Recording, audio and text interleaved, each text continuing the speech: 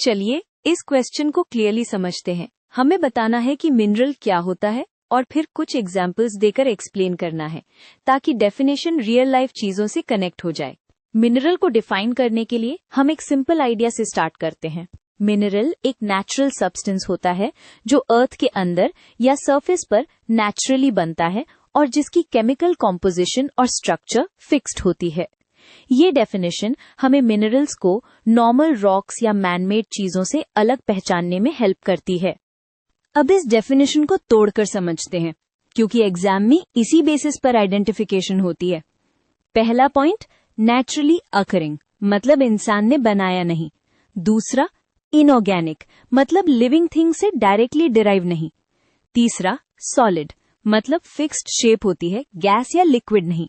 और सबसे important, definite composition और क्रिस्टल स्ट्रक्चर, मतलब हर मिनरल का अपना फिक्स्ड फॉर्मूला और एटम्स का रेगुलर अरेंजमेंट होता है। अब एग्जाम्पल से ये और क्लियर हो जाता है। क्वार्ट्ज को देखिए, ये सैंड और मेनी रॉक्स में मिलता है और ये कॉमन मिनरल है। फेल्सपार भी इग्नियस रॉक्स में बहुत ज्यादा होता है।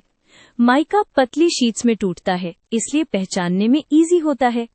और कैल्साइट लाइमस्टोन में मिलता है और एसिड्स के साथ रिएक्ट करता है, इसलिए इसका टेस्ट भी होता है।